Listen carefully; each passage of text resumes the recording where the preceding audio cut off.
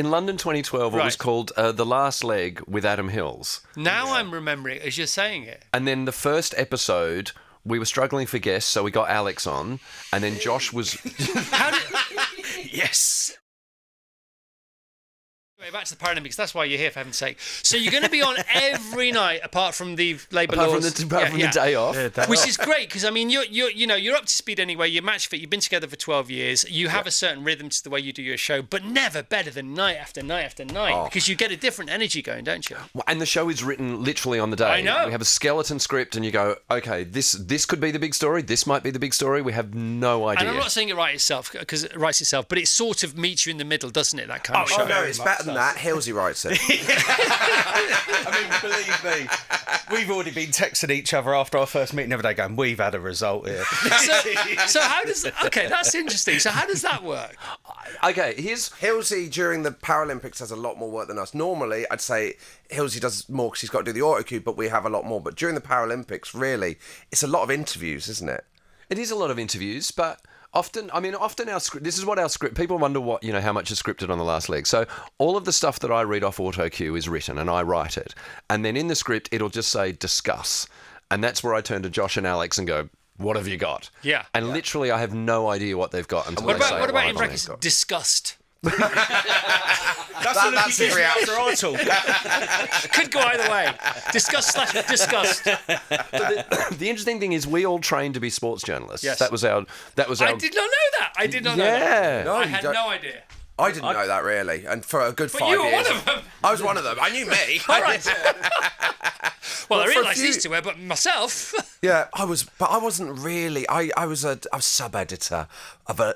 I was bad. Sorry, you were saying... So that was our background, was we all wanted to be sports journalists. So when we kind of ended up together covering sport that we absolutely love. Brilliant. And the great thing is no one else covers the Paralympics, so no one can tell whether we're doing a good job.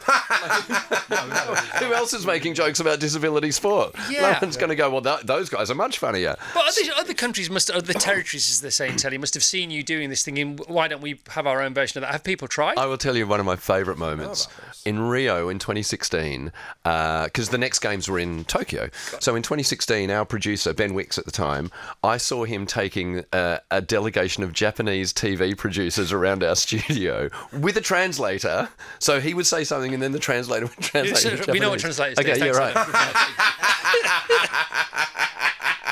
I know I'm a DJ, but I'm not that stupid. I literally translated what a translator is. And at one point, I was walking through the studio, I just heard him say the sentence, I mean, it looks like they're making fun of disabled people, but they're really not. And I thought, okay, Tokyo are not going to adopt this.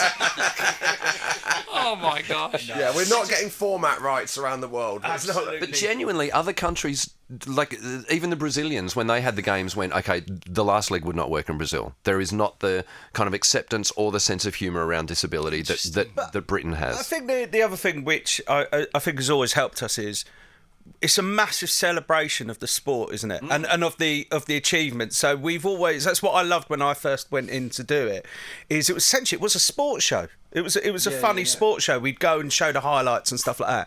And I think because we're championing the people that are the athletes involved so much, it enables us to have some of the laugh at the sillier moments. There has to be the love first. Yeah, 100%. But if we just went straight in and go, "Here, do you want to see a blind guy missing a triple jump hit?" I'm not sure it would have. Flown if we hadn't have TikTok. I don't think you'd clear it with the Channel 4 lawyers.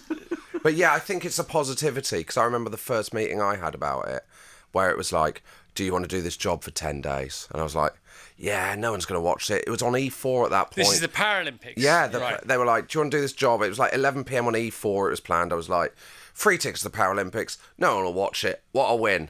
And now it's basically the first thing in my obituary. It'll be on my blue plaque. But it didn't predate the last leg, did it? The Paralympics coverage, last leg coverage. Yeah, that's how it came together. I didn't know that. Yeah. That's your Simpsons moment, is it? Yeah. Yes. So I didn't know this. Originally, I didn't know any of this. In London 2012, it was called The Last Leg with Adam Hills. Now I'm remembering as you're saying it. And then the first episode, we were struggling for guests, so we got Alex on, and then Josh was... Yes. What, via the audition or just as a... So I went to the London 2012 Paralympics. I was employed by Channel 4 to be a journalist. So my first bit on television for Channel 4 was the opening ceremony, interviewing the then Prime Minister David Cameron. Right. And I was meant to be covering the 5-a-side blind football and the 7-a-side cerebral palsy football. And I was just put on last leg on the very first show so people would know who I was for when I'm out and about later that week reporting for them. So on the very first show, me and Josh actually swap out, don't we? It's me, I wasn't on and the first part. I just came in part 2. Yeah, and I came out. Josh just did the medal table in part 2, and then the next day the channel sent someone down who went, "Okay, it's the 3 of you together," and so. I'm fine with the fact that the last leg with Adam Hills became actually it's all 3 of you. Yeah, but you do, that's right, isn't it? Yeah. Oh my goodness! And it puts food on the kids' table. And Yeah.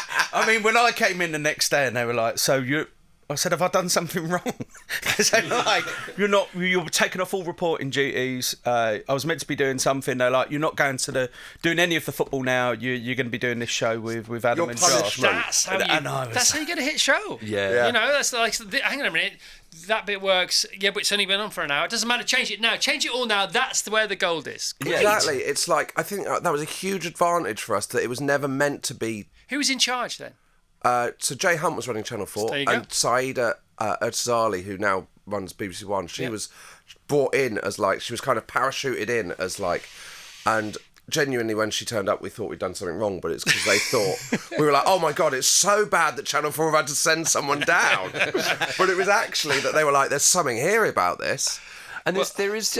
I often say we've got like a 3-part harmony of comedy voices. You've got the kind of older, like Australian sunny voice, and then you've got the kind of world weary West Country Josh voice, and then you've got the happy innocent puppy dog voice. Yeah. It's true. I Can't could have argue with gone the that. other way then. I enjoyed that. Can't argue with that. I think that's the thing with these things, like, a lot of it is chance and happenstance, and like, the things with these shows is that often the ones that work the best, it is like a kind of sitcom, isn't it? It's like all the different characters. Yeah, like even like Have I Got News for You? It's like working class Paul Merton and then kind of Ian Hislop, who's the Oxbridge guy, Yeah, or it was like Steve Merchant, Ricky Gervais, and Carl Pilkington. Carl Pilkington, Yeah, yeah. exactly Yeah. the same. And 3 is the magic number. Yeah. Absolutely, it is. Yeah. I hosted a TV show in Australia, and there were myself and 2 team captains. And I remember when Channel 4 asked us to make the last leg a regular thing, and I remember saying to these boys, "I've had this chemistry once before, and we did nearly 300 episodes in Australia. So this kind of thing doesn't happen all the time. Brilliant. So let's milk it." I was at the start of my career, so I thought there'll be loads of these coming along for me.